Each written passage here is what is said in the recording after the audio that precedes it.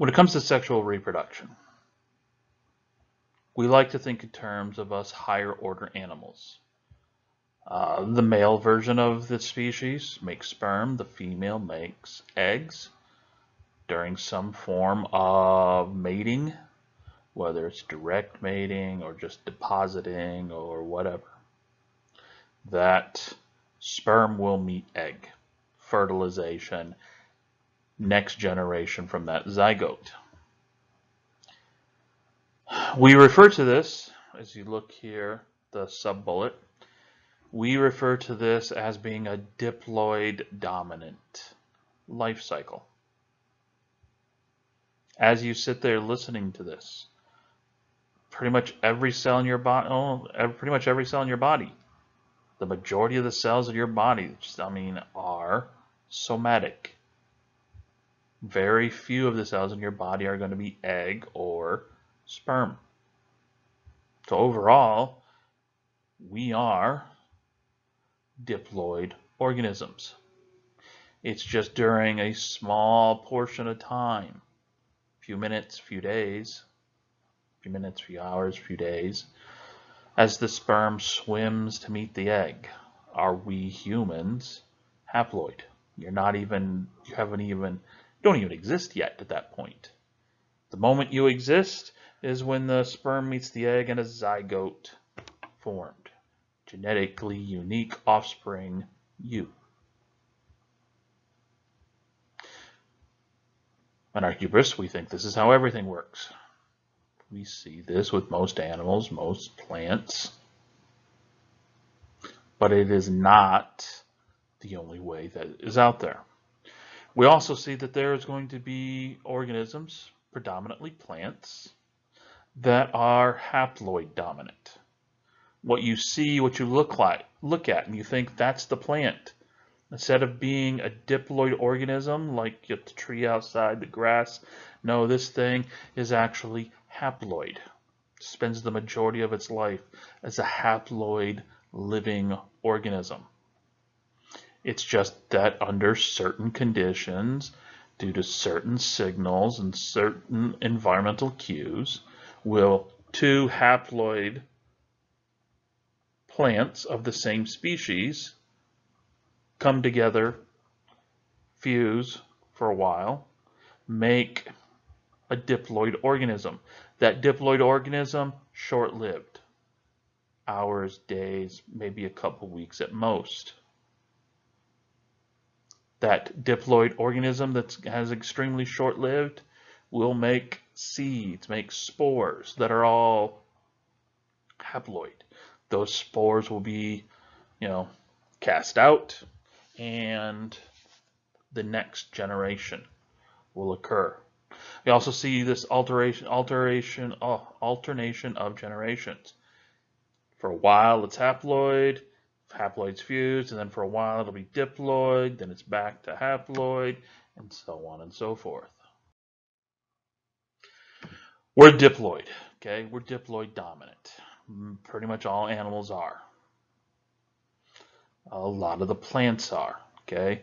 It's, within us, we house tissues that their whole point of being is making haploid gametes. The haploid gametes are short-lived. They're only good, only viable for, few hours, few days at most. To get the next generation, you have to have two gametes come together and fuse. You end up with genetically unique offspring. The haploid dominant, you're going to see this in fungi, some algae. These fungi, these algae, are, for all intents and purposes, haploid organisms. They live the majority of their life as haploid organisms. It's only, like I said, under certain conditions, certain environmental cues, certain environmental situations, where two opposing organisms from the same species, generally they refer to it as a positive, negative, A or alpha mating types come together, you end up with a zygote. The zygote basically is all about just the mixing and the rearranging of the genetic material. So you end up with 4 haploid spores. Each spore will become a new fungal body, a new algae body. Here the body being just a clump of cells, or a fungi mycelium. So here the sexual reproduction is just to increase the level of genetic diversity. You see here this fungal representation. During the majority of the life, you're going to see the fungi are just this meshwork of mycelium, long, almost look like roots, fungal growths that are below the surface. When you go to the cafeteria, you go home and you see a piece of bread that's got blue spots on it, mold, that's fungi. The majority of the fungal growth is actually below the surface of the bread. You can't see it. It looks like these right here. These are all haploid. Spends the most of its time as haploid. These will divide, make spores. The spores will then disperse, making more blue spots on that piece of bread. And then those spores will grow, form this mat work, so on and so forth. One mycelium mat comes close to another mycelium mat from a different growth. If they are the plus, the minus mating type, can't be 2 pluses, can't be 2 minuses, because that says they are genetically the same.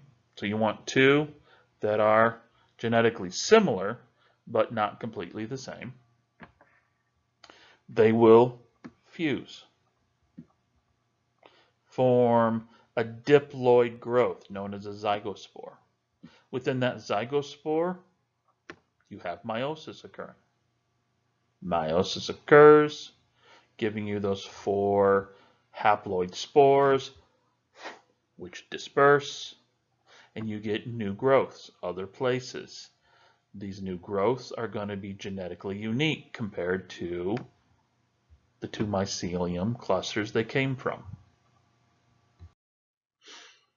And then alternation generations, you'll see this in some plants, some algae, where during certain points in the life cycle, it's haploid growth, then it goes to almost an equal time of diploid, then back to haploid, then back to diploid. See this a lot with ferns. The fern you see is the actual sporophyte, the actual diploid growth. Underneath the blades, the leaves, you will see these things called sporangia, which are making haploid spores. The haploid spores disperse. You'll get this small growth of plant known as a sporophyte. Ferns get really big. Sporophytes stay really, really small. Well, on what we would think of as the leaf of the sporophyte, you're going to find parts that make egg. You're going to find parts that make sperm. Yeah, a plant that makes sperm. A single cell that has a flagella and swims through the film of water. It's going to be covering the sporophyte or neighboring sporophytes. Now, the egg and the sperm are not made by meiosis. Okay? The only meiosis you're going to see is up here in the sporangia, making of the spores. The spores germinate. You're going to have mitosis of haploid cells They go through interphase G1S, G2. It's just S instead of making, 4 complete sets like you would with mitosis of us. You have S phase making, a set. So you go from 1 set to 2 sets. You get the separation of those cells, make egg, make the sperm, and then you go back around again. Alternation of generations. What makes this different than the previous? The diploid was a very short-lived time. Like I said, measured in hours, days. Here, the flip-flopping, one part of the cycle, it's a discrete plant that is diploid, which can last weeks, months, years. Will then circle around, give off spores that are haploid that will give you the sporophyte, and the sporophyte is good for weeks or months. The sporophyte gives you diploid spores, which will give you new ferns, which will be good for weeks, months, years, and just keeps going and going.